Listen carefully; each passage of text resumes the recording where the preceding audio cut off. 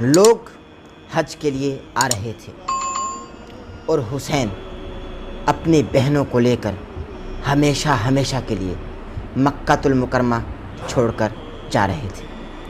صرف یہی نہیں بلکہ وہ رو رو کر یہ فرما رہے تھے کہ اے اللہ کے گھر گواہ رہنا، آج حسین ابن علی تیرے بھرے گھر سے خالی ہاتھ اپنی بہنوں کو لے کر یہاں سے ہمیشہ کے لیے جا رہا ہے۔ جی ہاں، یہ 9 ذی الحجہ کا واقعہ ہے۔ 60 ہجری 9 ذی الحجۃ الحرام۔ حسین ابن علی مکہ کو دیکھ کر رو رو کر یہ فرما رہے ہیں کہ اے مکہ، آج میں تیرے گھر سے خالی ہاتھ اپنی بہنوں کو لے کر ہمیشہ کے لیے جا رہا ہوں۔ حسین ابن علی حدود حرم سے نکل پڑے تھے۔ حرم سے رونے کی آوازیں آ رہی تھیں، صفا اور مروہ سے چیخیں بلند ہو رہی تھیں۔ مقام ابراہیم تڑپتا رہا اور حسین نے ہمیشہ کے لیے مکہ کو خیر آباد کہہ دیا۔ حسین ابن علی نے مکہ چھوڑتے وقت کعبۃ اللہ کو دیکھ کر اپنی نگاہیں آسمان کی جانب بلند کرتے ہوئے فرمایا، قالوا انا للہ و انا الیہ راجعون۔ کعبہ آج بھی اداس ہے۔ بیت اللہ کے محافظوں کو بیت اللہ سے دور جانے پر مجبور کر دیا گیا ہے۔ حسین اب تنہا ہیں۔ حسین روتے ہوئے اللہ کے گھر کو چھوڑ رہے ہیں۔ حسین روتے ہوئے حرم پاک سے جدا ہو رہے ہیں۔ حسین ابن علی اللہ تبارک و تعالیٰ کے بھرے گھر سے خالی ہاتھ اپنے ہمراہ اپنی بہنوں کو لے کر، نبی زادیوں کو لے کر ہمیشہ کے لیے مکہ سے کرب و بلا کی طرف روانہ ہو چکے ہیں۔ اب سوال یہ ہے، پوچھنے والے پوچھتے ہیں اور ظاہر ہے بہت سارے اذہان میں یہ سوال جن لیتے ہیں کہ حسین نے اللہ کا گھر یعنی مکہ المکرمہ کیوں چھوڑ دیا؟ تو میں آپ کو بتاتا چلوں، حرم کعبہ میں، حرم پاک میں حاجیوں کی شکل میں جناب امام علی مقام کے قاتل احرام میں خنجر چھپائے پہنچ چکے تھے۔ اصحاب حسین نے آ کر پوچھا کہ اے امام علی مقام، اگر آپ مکہ چھوڑ کر جانا چاہتے ہیں تو آپ چھوٹی بچیوں کو ساتھ کیوں لے کر جانا چاہتے ہیں؟ تو امام علی مقام نے فرمایا کہ اللہ تبارک و تعالیٰ ان بچیوں کو، ان نبی زادیوں کو اپنی راہ میں پامال ہوتے دیکھنا چاہتا ہے۔ اللہ تبارک و تعالیٰ کا یہی حکم ہے اور یہی مشیت الہی ہے، اور اللہ تبارک و تعالیٰ چاہتا ہے کہ بھائی میرے ہمراہ میری بہنیں ہوں، میرے ہمراہ میری بیویاں ہوں، اور میرے ہمراہ میرا خانوادہ ہو، میرے ہمراہ اطرت رسول ہوں، میرے ہمراہ آل رسول ہوں، اور بے شک اللہ ہمیں مقتول دیکھنا چاہتا ہے۔ جی ہاں ناظرین محترم، ایک سنگین باب کا آغاز ہونے جا رہا ہے۔ یہ 9 ذی الحجہ کا وہ دن تھا کہ جب تمام حاجی حج کرتے رہے اور حسین ابن علی نے ہمیشہ کے لیے احرام توڑ کر خانہ کعبہ یعنی حرم پاک کو الوداع کہہ دیا۔ راستے میں بہت ساری منازلیں آئیں، میں آپ کو ذرا لے کر جانا چاہتا ہوں۔ راستے میں بہت ساری منازلیں آئیں، بہت ساری منازل تھی راستے میں، منازل آتی رہے راستے میں۔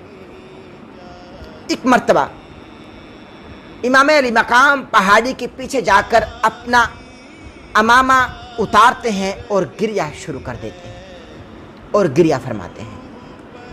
قافلے کو روکا جاتا ہے۔ بی بی زینب سلام اللہ علیہا جناب عباس سے فرماتی ہیں کہ عباس علمدار، دیکھو تمہارے آقا حسین ابن علی کہاں ہیں؟ تو عباس جاتے ہیں اور دیکھتے ہیں کہ حسین ابن علی ایک پہاڑی کے پیچھے گریہ فرما رہے ہیں اور ان کا امامہ جو ہے وہ ان کے سامنے پڑا ہوا ہے۔ عباس جاتے ہیں اور حسین ابن علی کی بارگاہ میں عرض گزار ہوتے ہیں کہ اے میرے آقا، اے میرے امام علی مقام، آپ یہاں رو رہے ہیں، آپ گریہ فرما رہے ہیں، وہاں آپ کی بہن آقا زادی، سید زادی، نبی زادی، علی کی بیٹی فاطمہ کی دختر، فاطمہ کی آنکھوں کا چین آپ کا انتظار کر رہی ہے، آپ کی بہن جناب زینب سلام اللہ علیہا آپ کا انتظار فرما رہی ہیں، لیکن آپ اپنے رونے کی وجہ بتلائیے۔ چونکہ اگر آپ کی بھیگی آنکھیں جناب زینب سلام اللہ علیہا نے دیکھ لیں تو جناب زینب سلام اللہ علیہا آپ سے کچھ نہیں بلکہ مجھ سے فرمائیں گی کہ بھائی عباس تم بھی زندہ رہے، حسین بھی روتا رہا۔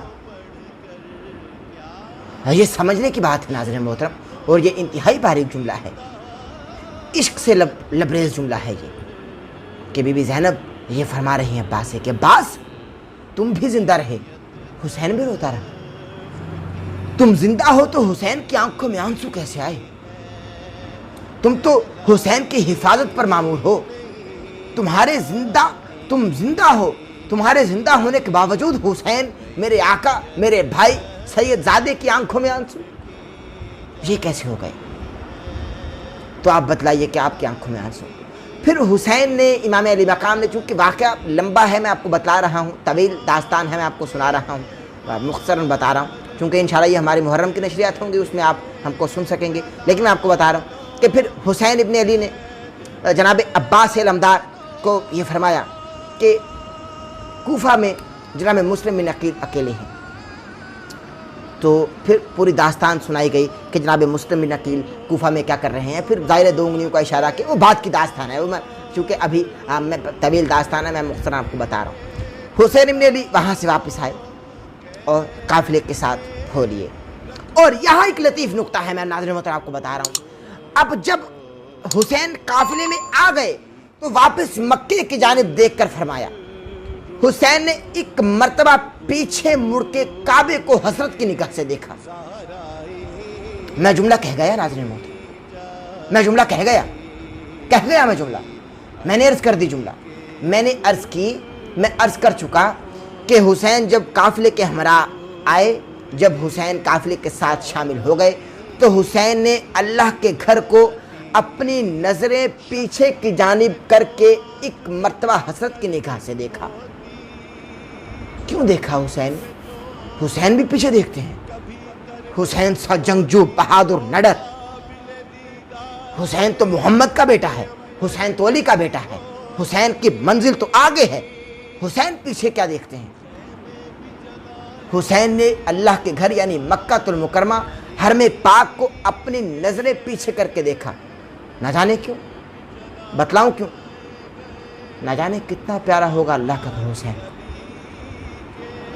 نہ جانے وہ حرم کتنا پیارا ہوگا حسین کو، جو حسین بار بار پیچھے مڑ کر دیکھتے رہے کعبہ کو، حسین مڑ کر کعبہ کو دیکھتے رہے، نہ جانے کتنا پیارا تھا کعبہ حسین کو، اور صدائیں دیتا رہا کعبہ کہ حسین رک جاؤ، کعبہ صدائیں دیتا رہا کہ حسین رک جاؤ۔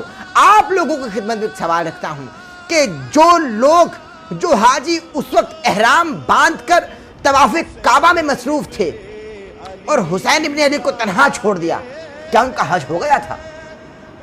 میں نے ایک وقت میں ایک جملہ کہا تھا کہ بھائی عبادت سے زیادہ اطاعت ضروری ہے، اگر عبادت ہی اطاعت سے زیادہ ضروری ہوتی تو حسین حج کو کبھی ترک نہ کرتے، چونکہ حج عبادت ہے، لیکن وہاں اطاعت الہی مقدم جانے، اطاعت الہی کو عبادت الہی پر مقدم جانا، یہ بڑے کرم کے ہیں فیصلے، یہ بڑے نصیب کی بات ہے۔